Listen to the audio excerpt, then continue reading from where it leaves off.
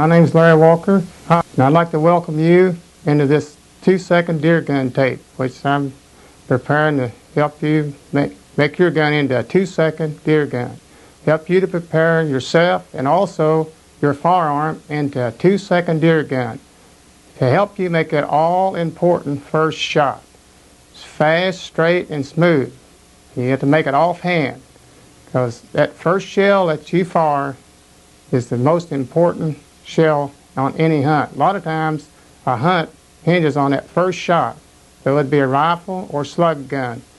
And if you're well prepared and your gun's well prepared, you will enjoy the hunt. I know I do. And that's what it's all about, is enjoying the hunt and having a good time.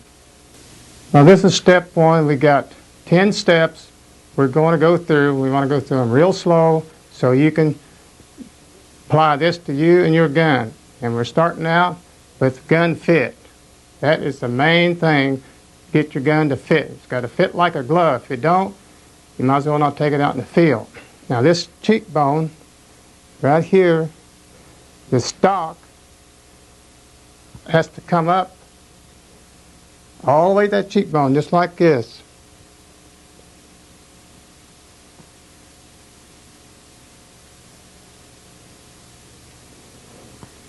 So, not your jawbone. It has to come that same anchoring point every time. Otherwise, you can't shoot straight, and you can't never find your game through your scope. So remember that it's got to come to the cheekbone. Now this gun here is a .22. It's got orange sights, and it comes from the factory fitting you really well. Okay, it fits pretty good. You bring it up, and it comes snug against a cheekbone. It's a good fitting gun. Well, this is .22, but .30-06 bolt rifle, they fit really good from the factory. And you want a good fitting gun, which most of the guns come from the factory, rifles, they do fit good. So we want to keep that good fit right on through when you put a scope on it. I'll show you on this one.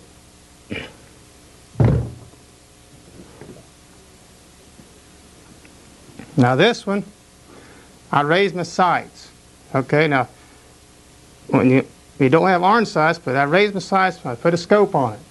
Okay, when you raise the scope, raise your sights, you got to raise the stock. This gun would not, I wouldn't take it out in the field because you can't find nothing to the scope. When you whip it up like that, I'm looking right down here. So to keep a good fitting gun, you got to raise the stock when you raise your sights or put on another scope to have a good gun fit. So I'm going to lay this up here, and I want to show you with this bow what I mean by how important it is to have the anchoring point the same at all times. Now for me to get a good group with these arrows, I've got to have the same anchoring point every time. That's very, very important. I'll anchor it right there. I'm going to show you a couple times what I really mean. I want to drive this point home. I come right there. Okay?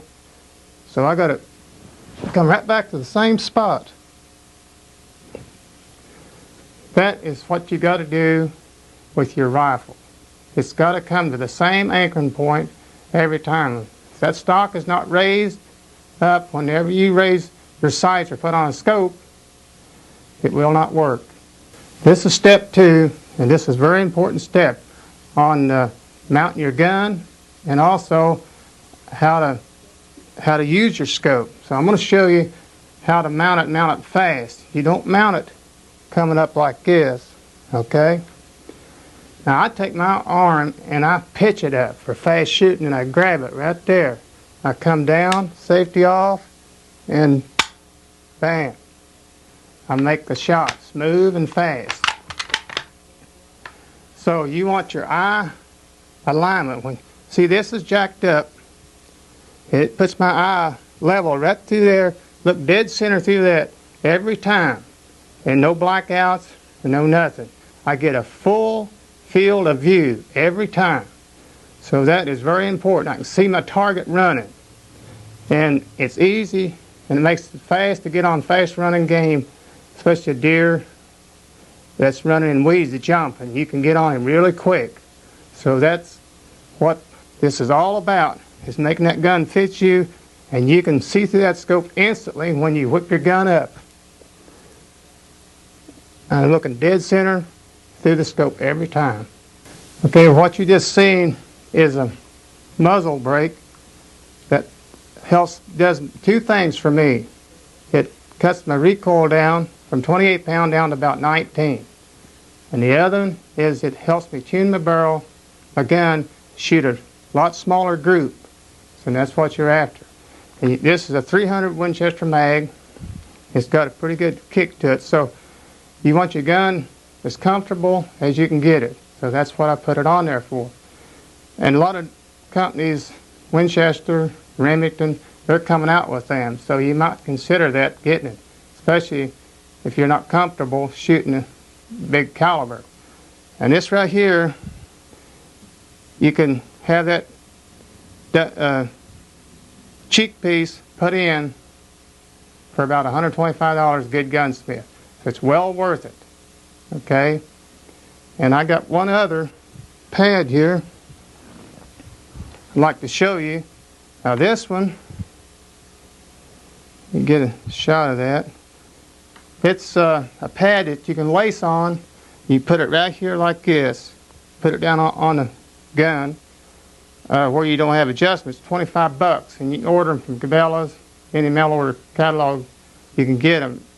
It will do in a pinch, as far as I'm concerned, to help you. But I would rather have this right here, cheek piece, adjustable on my gun. It works a lot better, but that will do in a pinch. This is step 3, and it's about mounting your gun and how to mount it the proper way for fast shooting. So I'm going to show you again. I lay my gun right there when I'm carrying it. I want it to whip it up fast.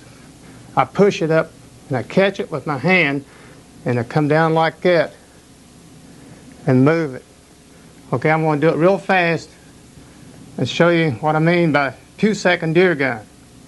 What I mean with 2 seconds is that I can whip that thing up, get it on a running deer, and squeeze my shot off in 2 seconds, usually. So I'll do it real fast. That's all there is to it. If the gun fits, I'd have dropped in 100, 200 yards. It wouldn't make that much difference. But when you're out there like 200, 250, it might take you a little bit more than 2 seconds. But do not squeeze that trigger until them crosshairs is on that target where you want it. There's no reason to. You will not get it. So make sure them crosshairs is where you want it. Before you squeeze that trigger, don't jerk it. And don't lean your head over like that. Bring the gun up high. Get it up there, bring it to your head. This is very important. Keep your arm up so you're looking dead center through that scope every time. And don't put it on the ball of your shoulder like so, like that. Bring it in. When you raise your arm, you got a little hollowed out spot. It fits really good right in there. That's what you gotta, where you gotta place that pad, right like that. And like I said, don't bend your head over. Now you can practice dry shooting, mounting it, see if you're doing it right. You know, about laying your head over like that. You bring your gun up to your head, just like so. You're looking straight through it for fast shooting. Get your gun, make sure it's not loaded, safety on, and practice in front of a mirror, bringing it up, and watch yourself. That's the way I did it for a long time until I mastered it, and so can you. So, and another thing, you got to bend that knee just a little bit. See how I'm bending? Shooting a rifle or shotgun, if you have to turn, that knee's got to be bent. You don't want it straight like that. You want it bent just a little. So when you make that swing either this way or this way, your body will not freeze up. It'll give. You don't want it to stiffen out. That way you can make that shot smooth and fast. That works for shotgun, or rifle. And you want your body and your gun as one. You don't move your head and your arms like this, okay? You mount your gun and your whole body moves at one piece all the same time. Your whole body moves. If it don't, you will never do very accurate shooting. Okay, this is step 4, and a lot of people, this is a see-through sight, and I want to really explain why they use a see-through sight.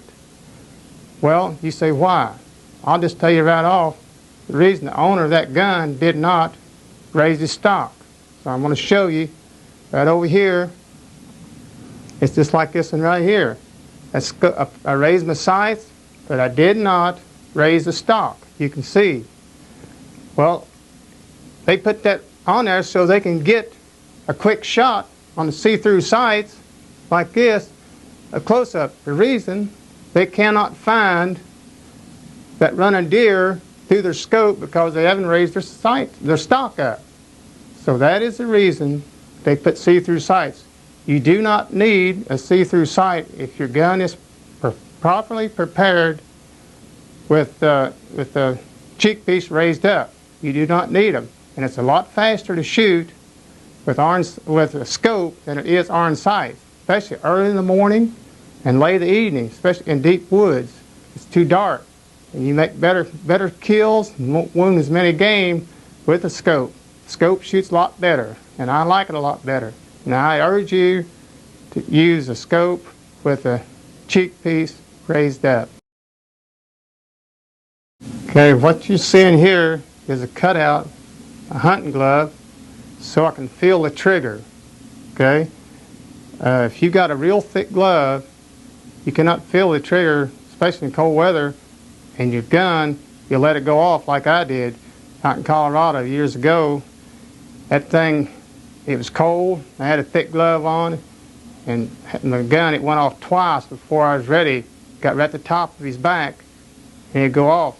From then on, I cut that trigger finger out of my glove so I can feel the trigger for fast shooting. You don't want a bulky glove for good, clean, fast shooting. So that's exactly what I did for that. And I recommend you doing it if you want to have a good glove that you can get in there and get a hold that trigger and smooth and know and can feel it when it goes off, so you won't be missing it like I did. It's very important to have that cut out. Okay, this is step number 7. It's very important. When you sight in your gun and you bring it back to clean it. So I want to show you a couple things that you don't want to do, and one's what you do want to do. And that is, right here you get close up. You're cleaning this from the muzzle. You never want to do this, what I'm doing right here. You don't want to never clean from the muzzle. If you mess up those rifling there, you have to buy you a new barrel. So don't clean it from the muzzle. Most people know that, but just for ones that don't, that's the reason I put that in there. Now, here's a guide. You want a guide, a good guide. You can buy them any hunting store. You slide that in there like so, and you put your dope on your brush, and that guide keeps it center and helps it protect your rifling. It keeps it dead center, and it cleans much better, and it protects your rifling when you use that guide. So always use that guide when you're cleaning your gun. When you're sighting your gun in, make sure you wear good eye protection on the rifle range and good ear protection. Ear protection does two things: protects your ears, and it also helps you keep the noise down when you fire your gun so you won't flinch. Noise and recoil go together, makes you flinch. If you can't hear the noise, you will not flinch near as much and you'll shoot better. But now on the oil in your gun, it's been my experience that you got to shoot that oil out of your barrel after you clean it, after you've sighted your gun in. If you don't, especially a slug barrel and a rifle too, rifle will not shoot off as much as a slug barrel. Slug barrel, my experience, hits shot off at least 6 or 7 inches from zero.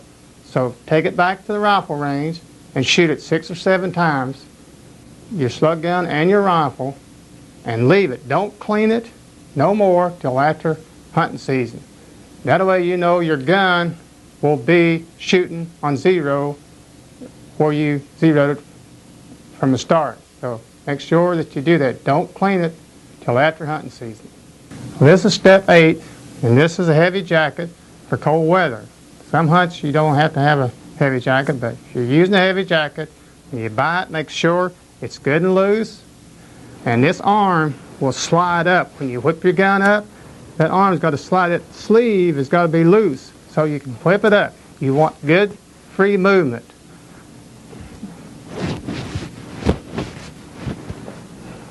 Now you seen while I was moving my arms there, you want plenty of movement in your shoulders. You don't want it binding, or else you ain't going to make that fast shot when it counts. You only get one shot a lot of times. You want to make sure that nothing's in your way, and at all times you're free, and you got plenty of movement, and you can whip that gun up and make a good, clean kill. So, and this pocket here, put tape on it, or buckle it down so your gun won't catch on it. Don't have anything that your stock, when it comes up for fast movement, it catches on. That's very important to have that where you can have a fast mount. And you'll find that you will enjoy your hunt more because you're well prepared. You got a coat that is not binding, and that's what you got to have. Well, this is step number 9. We got a lot of techniques here we're going to talk about. So remember, you get one chance, one shot at one deer a lot of times on a hunt. So you want to be prepared, and you got to practice. Now remember, bullet placement is very, very important. If you got a gun that shoots a 50 caliber shell like that, you still ain't going to kill it if you don't get it in the heart or lung area. So with a lot of practice, offhand, and practice prone and setting, you cannot make that shot. So I've killed a lot of deer running, and when you get your gun set up like this, you will be able to too. And I'm going to tell you, with a shotgun on lead, I'll throw this in. With a slug gun, if he's running flat out at 100 yards, broadside shot, you lead him out to his nose, and that'll usually hit him in his chest. With a rifle, say at 300 yards, he's running flat out broadside shot. Go out to his nose with the crosshairs, and you'll hit him in the chest. I just wanted to throw it in for a little extra if you never had experience on lead. So that will help you if you ever get that opportunity. Now here, I want to show you how to make a professional shot if you ever have the chance and want to take it. And if the animal is standing still, say 400 yards or 450 if you want to chance it.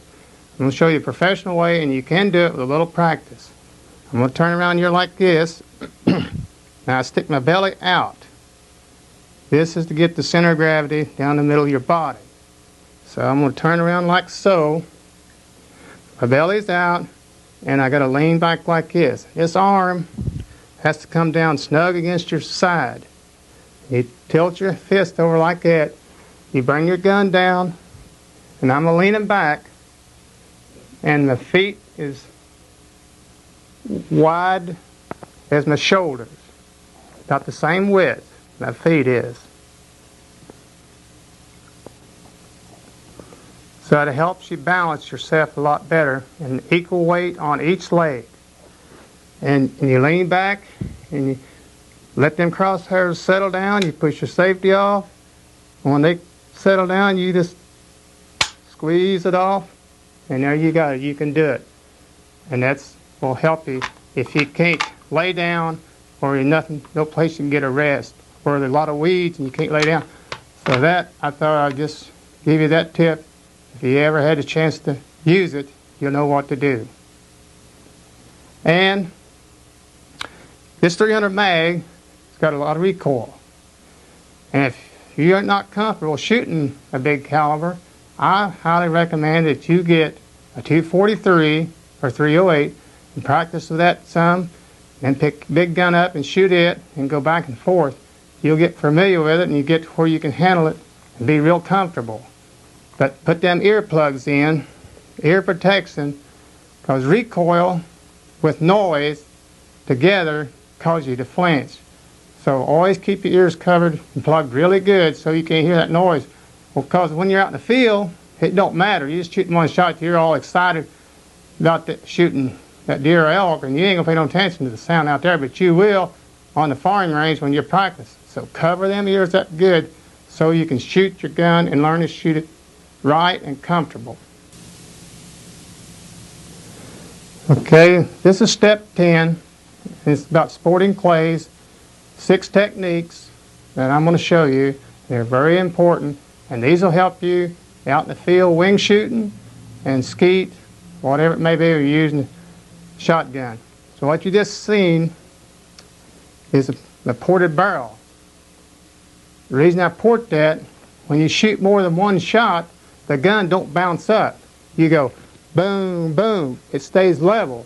So that saves you a little time and it's a little faster shooting. So right here on gun mount, I'm going to show you like this, real slow. In sporting clays, you're going at, your bird's coming around this way. Okay, you bring the gun, you mount your gun. This is very important to save you a lot of time. And out in the field or sporting clays, you mount your gun as you go. As you go after your bird, you mount your gun. If you mount your gun and then go, you're losing time. And that's something you don't want to do. Okay? The next one is the stock has got to be the way I do it. A lot of professionals do it. You don't bring it, have it back here, way back here like that, and bring it out and up, all the way up. You have it right here so you can bring it straight up and swing. That saves time and it's fast. And another thing, you want this ground off, good and smooth, and on the top and on the side. And this is a good skeet pad. You want a good soft pad so it won't drag coming up because you're bringing it up. You got to have it down here on when you call for your bird. It has to be down here so you don't want it to catch on anything. Okay, now this next one is very important too. The barrel level. On sporting clays, you know where the bird's coming out. Now if you're hunting grouse, you don't. But on this, you want to keep the barrel the same level that you know the bird's coming. That way you won't have to raise your barrel up or down. That'll make a faster shooter out of you. That saves me a lot of time, and it will you too. Now here's another one, if you can get this, called stacking the beads. The stock, this bead here in the center, you want it to come right at the bottom of that in a figure 8. And I jack this stock up here, and that's where it will. So when I come up like that, I've got the beads stacked. And the reason I do that, I'll use this duck here to show you for the target. I'm shooting right at the bottom of it, 6 o'clock. That way I can see my bird at all times, and if you cover it up, you're guessing. You might miss it. So I got it shooting at 6 o'clock, but still your target will be in the center of your pattern because it's shooting high, and it works great. So that's helps me a lot, and most shooters have it that way. Always remember, shoot at 6 o'clock, and that'll give you 100% vision. Okay, now another one, my feet has to be, or should be, 45-degree angle of where I'm going to break the bird. It's very important for you to do that, and it helps you.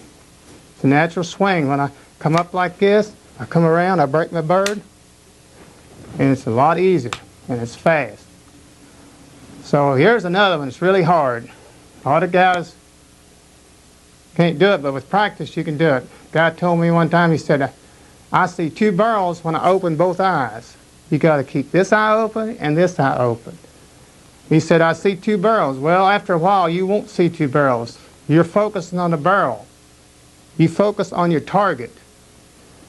You keep both eyes on your target. Don't focus on the bead. If the gun fits you, when you whip it up, you'll be on target. I can pick a spot on the wall, close my eyes, whip it up, and I'm right on it. The gun fits. It will work for you the same way. So keep both eyes open. If you shut one eye, you cut your vision 50%. And you can't afford to have 50% vision cut and do any good shooting. These antlers I took off in a big buck over in Indiana with my slug gun. He was running flat out through some trees, but they was far enough apart that I could see where I was shooting. I'll always be a safe hunter. I try to, and I want you to be a safe hunter, so make sure you know where you're shooting. This buck, I broke his back, and you can see I would not have got him if I hadn't had a good fitting, fast shooting gun, because then he was moving on. So it will help you too, and it'll pay off for you if you make your gun into a good shooting and a fast handling gun like I had. This deer here, I killed it in Ohio with my slug gun. It was back in the 70s. I think it was the first time I took my son deer hunting. He jumped up, he run over a big bank, and when his rear end was up in the air, I shot right under him between his legs and slit his throat about 6 inches. Now, if I hadn't had a fast shooting gun on that one, I would have never got him because he was flat moving. And this, you can see it pays off to have a good shooting gun. If you will do what I've outlined in this tape, your shooting will improve 100%, and your confidence in yourself and your gun will go way up. And you'll find that you'll tag more deer than you ever did before with a good shooting gun. So good hunting and straight shooting, and thanks for watching the tape.